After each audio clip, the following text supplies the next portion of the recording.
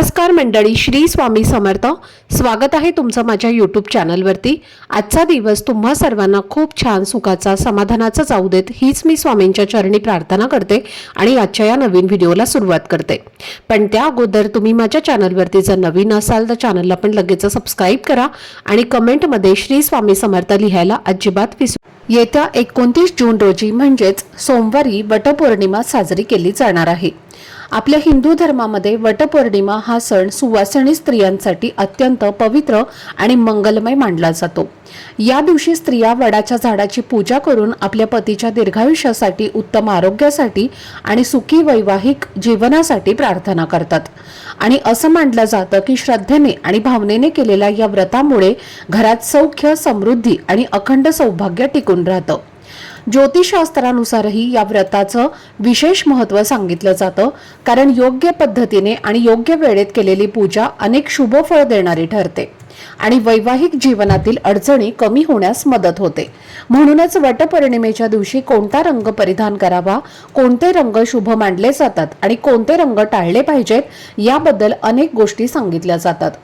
असंही म्हटलं जातं की काही ठराविक शुभ रंगांमध्ये साडी नेसून पूजा केली तर त्या पूजेचं फळ अधिक प्रभावी होतं आणि घरात सकारात्मक ऊर्जा वाढते.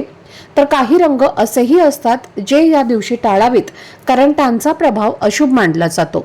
त्याचबरोबर पूजेचा शुभ मुहूर्त कोणता आहे, कोणत्या वेळी पूजा केल्याने अधिक फळ मिळू शकतं आणि राहू काळ कोणत्या वेळेत आहे याची माहितीही खूप महत्त्वाची मानली जाते. कारण चुकीच्या वेळेतही केलेली पूजा अपेक्षित फळ देत नाही असं मानलं जातं. तर आजच्या या व्हिडिओमध्ये मी तुम्हाला वटपौर्णिमेची संपूर्ण माहिती आजच्या या व्हिडिओमध्ये शेअर करणार आहे. त्यामुळे व्हिडिओ हा स्किप न करता शेवटपर्यंत नक्की पहा, जेणेकरून तुमच्यापर्यंत योग्य ती माहिती पोहोचेल.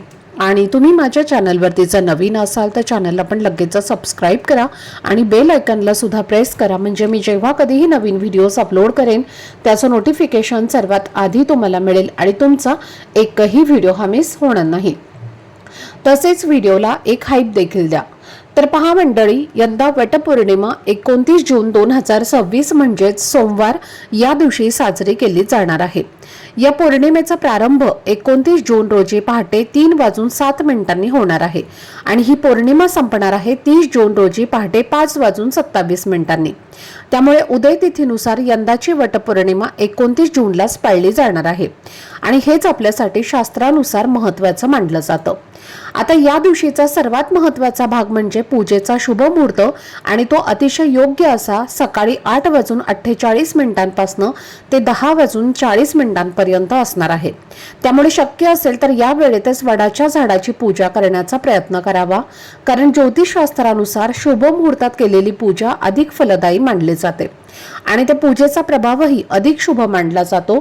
अनेक वेळेला असं होतं की घरातली कामं, धावपळ किंवा इतर जबाबदाऱ्या यामुळे पूजा शेवटी केली जाते, पण या दिवशी शक्य तितकं लक्ष ठेवून पूजेची वेळ टाळू नये, कारण ही फक्त एक परंपरा नाही तर श्रद्धेचा आणि भावनेचा एक अत्यंत पवित्र क्षण मानला जातो. तरीही जर काही कारणाने या शुभ वेळेत पूजा करणं शक्य नाही झालं तर राहुकाळ वगळून दिवसभरात कोणत्याही योग्य वेळेत पूजा करता येऊ शकते, पण शक्यतो शुभ मुहूर्तच निवडावा अशी परंपरेनुसार मान्यता आहे. आता राहू काळाबद्दल बोलायचं झालं तर या दिवशी सकाळी साधारण 7:30 पासून ते 9 वाजेपर्यंत राहू काळ असणार आहे आणि या काळात कोणतीही पूजा किंवा व्रताची विधी सुरू ठेवणं टाळावं असं ज्योतिषशास्त्रामध्ये सांगितलं जातं. विशेषतः अनेक महिला सकाळी लवकर उठून आवरून वडाची पूजा करून लगेच कामाला जातात, पण या दिवशी जर राहू काळात वेळ येत असेल तर घाई गडबडीत पूजा करणं टाळावं आणि थोडा वेळ थांबून योग्य वेळेत तुम्ही पूजा करावी, कारण श्रद्धेने केलेली शांत पूजा अधिक फलदायी मानली जाते. आता शुभ मुहूर्त आणि राहुकाळ याबद्दल समजलं तर पुढे आपण पाहणार आहोत की या व्रतासाठी कोणते रंग शुभ मानले जातात आणि कोणते रंग टाळले पाहिजेत. कारण वटपौर्णिमेला केवळ पूजा नाही तर आपल्या पेहरावराला सुद्धा एक आध्यात्मिक आणि सांस्कृतिक अर्थ जोडलेला असतो. आजकाल जरी फॅशनकडे जास्त लक्ष दिलं जात असलं तरी या दिवशी परंपरा जपणं हे तितकंच महत्त्वाचं मानलं जातं आणि म्हणूनच योग्य रंग निवडल्यास सकारात्मक ऊर्जा वाढते आणि पूजेचा भाव अधिक पवित्र होतो. आता या वटपौर्णिमेच्या दिवशी कोणते रंग घातल्यामुळे आपल्याला याचा लाभ होतो हे आपण आधी जाणून घेऊयात। तर सगळ्यात पहिला रंग आहे तो म्हणजे हिरवा रंग। आपल्या सर्वांनाच माहिती आहे की आपण जेव्हा देवीची ओटी भरतो तेव्हा हिरव्या रंगाची साडी, हिरव्या रंगाच्या बांगड्या या अर्पण करत असतो आणि म्हणून जर महिलांनी या वटपौर्णिमेच्या दिवशी हिरव्या रंगाची साडी नेसली तर ती खूप जास्त सर्वोत्तम आहे। तर हा जो रंग आहे तर तो अतिशय महत्त्वाचा मानला जातो। हिरवा रंग हा सौभाग्याचं प्रतीक आहे। हिरवा रंग हा आपल्याला सुख, समृद्धी, ऐश्वर्य प्रदान करत असतो। तर पहा, हिरव्या रंगाची साडी घातल्यामुळे आपल्याला भगवान श्री हरी विष्णू आणि भगवान शिवशंकर यांचा आशीर्वाद हा प्राप्त होतो। तसेच आपल्या सौभाग्यामध्ये सुद्धा वाढ होत असते। तसेच या दिवशी हिरव्या रंगाची साडी घातल्याने आपल्या वैवाहिक जीवनामध्ये ज्या काही समस्या आणि अडचणी आहेत तर या सुद्धा दूर होतात आणि पती पत्नीमध्ये सौख्य हे वाढत असते। त्यामुळे पती पत्नीमधील नात्यातील ताणतणाव कमी होऊन एक सकारात्मक वातावरण तयार होतं आणि म्हणूनच हा रंग वटपौर्णिमेसाठी अत्यंत खास मानला जातो। यानंतर येतो पिवळा रंग, जो आपल्या हिंदू धर्मात ज्ञान, पवित्रता आणि मांगल्याचं प्रतीक मानला जातो आणि अनेक शुभ कार्यांमध्ये पिवळ्या रंगाला विशेष स्थान दिलं जातं, कारण तो रंग सकारात्मक ऊर्जा वाढवतो आणि मनात प्रसन्नता निर्माण करतो। पिवळा रंग हा सूर्यदेव आणि गुरुग्रहाशी संबंधित मानला जातो आणि असंही मानलं जातं की हा रंग परिधान केल्याने कुंडलीतील गुरुग्रह अधिक मजबूत होतो, ज्यामुळे आयुष्यात स्थिरता आणि योग्य निर्णय घेण्याची क्षमता वाढते। या दिवशी पिवळ्या रंगाला आणखी महत्त्व आहे, कारण ही पौर्णिमा भगवान विष्णू आणि माता लक्ष्मी यांना समर्पित मानले जाते आणि त्यांना पिवळा रंग हा अत्यंत प्रिय आहे। त्यामुळे श्रद्धेने पिवळ्या साडीमध्ये केलेली वटवृक्षाची पूजा अधिक फलदायी मानली जाते। यानंतर येतो लाल रंग, जो ऊर्जा, शक्ती, उत्साह आणि सौभाग्य यांचं प्रतीक मानला जातो आणि आपल्या संस्कृतीमध्ये लाल रंगाला नेहमीच विशेष महत्त्व दिलं गेलं आहे। रोजच्या पूजेत किंवा कोणत्याही मांगलिक कार्यात लाल रंगाचं स्थान कायमचं प्रमुख राहिलं आहे, कारण तो रंग देवी देवतांना प्रिय मानला जातो।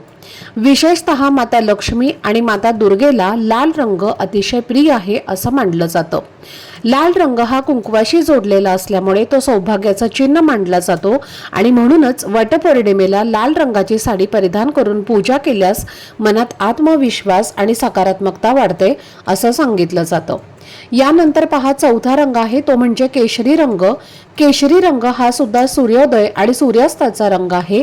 केशरी रंग हा ज्ञान, शुद्धता आणि सेवेचं प्रतीक मानला जातो आणि आपल्या हिंदू धर्मात हा रंग यज्ञ किंवा अग्नीच्या ज्वालांसारखा प्रकाशमान मानला जातो, जो अज्ञानाचा अंधकार दूर करून सकारात्मकतेचा संचार करतो।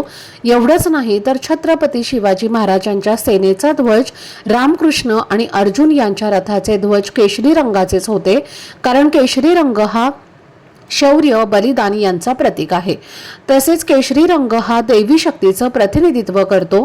या रंगातून आपल्याला एक सकारात्मक ऊर्जा मिळत असते, त्यामुळे केशरी रंगाची साडी घातल्याने तुम्हाला एक नवीन प्रकारची ऊर्जा मिळते। म्हणून तुम्ही केशरी रंगाची साडी सुद्धा यंदा वटपौर्णिमेला नेसू शकता। तसेच गुलाबी रंगाची साडी सुद्धा तुम्ही या वटपौर्णिमेला नेसू शकता, कारण गुलाबी रंग हा सुद्धा खूप जास्त शुभ मानला गेला आहे। गुलाबी रंगाची साडी नेसल्याने नवरा बायकोमधील हे जे काही नातं आहे तर ते खूप जास्त घट्ट होतं। या रंगासोबतच तुम्ही चिंतामणी किंवा पोपटी, चॉकलेटी या रंगाची साडी सुद्धा तुम्ही नेसू शकता किंवा तुमच्याकडे या शुभ रंगाचे ड्रेस असतील तर ते सुद्धा तुम्ही घालू शकता। पण शक्यतो वटपौर्णिमेला सर्व महिलांनी साडीच नेसण्याचा जास्तीत जास्त प्रयत्न करायचा आहे। प्रत्येक रंग जो आहे तर त्या रंगामध्ये काहीतरी सकारात्मक ऊर्जा खेचून घेण्याची ताकद असते आणि त्याचा आपल्या मनावर, आपल्या शरीरावरती काहीतरी सकारात्मक परिणाम जो आहे तर तो होत असतो। म्हणूनच जे काही शुभ रंग आज मी तुम्हाला सांगितले आहे त्यातील एखादा शुभ रंग तुम्ही निवडून त्या रंगाची साडी हे आवर्जून नेसायची आहे। आता आपण पाहूयात की या दिवशी कोणत्या रंगाच्या साड्या ज्या आहेत तर त्या चुकूनही नेसू नये। तर सुवासिन स्त्रियांना माहितीच असेल की पूजेच्या दिवशी, या शुभ सणाच्या दिवशी आपण शक्यतो काळा रंग, पूर्ण पांढरा रंग यासोबतच डार्क निळा रंग हे 3 रंग शक्यतो आपल्याला टाळायचे आहेत। कारण तुम्ही बघितलं असेल की कोणत्याही पूजेमध्ये काळा रंग आणि पांढरा रंग हा अजिबात वापरला जात नाही, कारण हे रंग अशुभ मानले जातात। या व्रतामध्ये आपण या रंगाचे कपडे परिधान केले तर आपल्यामध्ये एक नकारात्मकता येत असते आणि कुठेतरी आपण केलेल्या पूजेचं आणि व्रताचं फळ जे आहे तर ते आपल्याला मिळत नाही। त्याचबरोबर पुढची गोष्ट म्हणजे बांगड्या. तर पहा, आजकाल काय आहे की ज्या रंगाची आपण साडी घालतो त्याच रंगाच्या मॅचिंगच्या बांगड्या आपण घालत असतो. तुम्ही मॅचिंग इतर बांगड्या घाला, पण त्यामध्ये तुम्हाला हिरव्या रंगाच्या काचेच्या बांगड्या या आवर्जून घालायच्या आहेत. वटपौर्णिमेच्या दिवशी तुम्हाला हिरव्या रंगाची काचेची बांगडी किमान 6 तरी बांगड्या तुम्हाला हातामध्ये घालायच्याच आहेत. सोन्याच्या घ्याला किंवा इतर कोणत्याही तुम्ही धातूच्या बांगड्या घालू शकता, पण त्यासोबतच हिरव्या रंगाच्या काचेच्या बांगड्या या तुमच्या हातामध्ये असायलाच हव्यात. कारण हिरव्या रंगाच्या बांगड्या हे अखंड सौभाग्याचं प्रतीक आहे आणि हा सण सुद्धा अखंड सौभाग्यासाठीच केला जातो. ज्या हाताने आपण पूजा करणार आहे त्या हातामध्ये हिरव्या रंगाच्या बांगड्या या असायलाच पाहिजेत. शक्यतो या दिवशी प्लास्टिकच्या किंवा मेटलच्या बांगड्या तुम्ही अजिबात घालू नका. आपल्या हिंदू धर्मामध्ये काचेच्या हिरव्या बांगड्यांना अतिशय महत्त्वाचं स्थान दिलं गेलं आहे. हिरव्या बांगड्यांना लक्ष्मीचं रूप मानलं जातं आणि म्हणून आपल्याकडे पहा, जेव्हा मुलीचं लग्न होतं तेव्हा तिच्या हातामध्ये हिरव्या रंगाचा चुडा हा भरला जातो.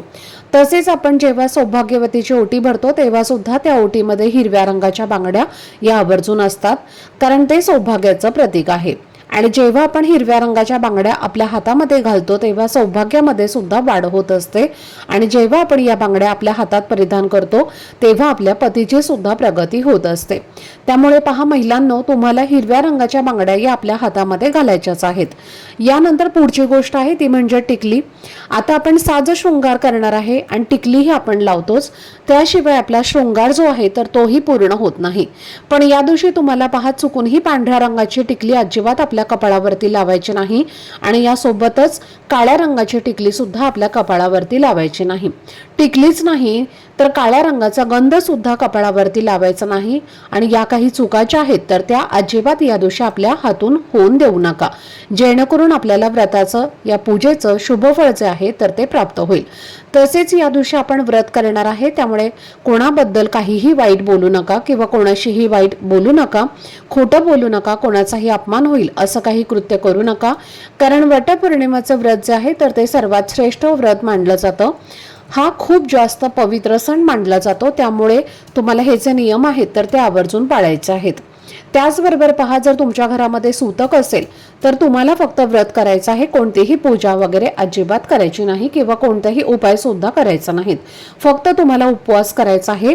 आणि जर स्त्रियांना मासिक धर्म असेल तर अशा वेळी काय करायचं, मासिक धर्म असलेल्या स्त्रियांनी सुद्धा फक्त व्रत करायचं आहे. तुम्हाला कोणतीही पूजा करता येणार नाही.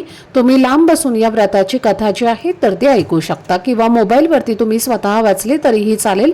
उपवास करा आणि फक्त या व्रताची कथा ऐका, तरी सुद्धा तुम्हाला त्याचं फळ जे आहे तर ते प्राप्त होईल. पण तुम्हाला कोणतीही पूजा जी आहे तर ती करता येणार नाही. त्याचबरोबर या दिवशी तुम्ही पहा, नवीन साडी सुद्धा नेसू शकता, हरकत नाही. नवीन साडी नेसा, छान व्रत करा आणि या व्रताची कथा ऐका. आणि जेव्हा तुम्ही साज शृंगार करणार आहे तेव्हा तुम्हाला सांगितल्याप्रमाणे हातात हिरव्या रंगाचा चुडा, त्याचबरोबर आपल्या भांगेमध्ये कुंकू, मंगळसूत्र, पायामध्ये जोडवी आणि पैंजण असा साज शृंगार करून तुम्हाला ही पूजा करायची आहे. शक्य असेल तर हातावर छान आदल्या दिवशी मेहंदी काढा, केसामध्ये गजरा घाला. जितका तुम्हाला नटून थटून पूजा करता येईल तसं तुम्ही करू शकता. आणि त्यासोबतच तुमचं मन सुद्धा शुद्ध आणि पवित्र असायला हवं.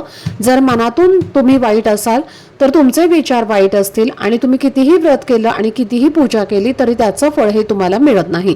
म्हणून आपलं मन हे शुद्ध आणि पवित्र असायला हवं, तरच या व्रताचं फळ जे आहे तर ते आपल्याला मिळत असतं. तर ही अत्यंत महत्त्वाची माहिती मला तुमच्यापर्यंत शेअर करायची होती.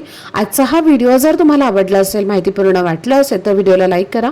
चॅनलवरती नवीन असाल तर चॅनलला सबस्क्राईब करा आणि हा व्हिडिओ आपल्या मित्रपरिवारासोबत जास्तीत जास्त शेअर करा. चला तर मग भेटूया पुढच्या व्हिडिओमध्ये. तोपर्यंत सर्वांना श्री स्वामी समर्थ. धन्यवाद.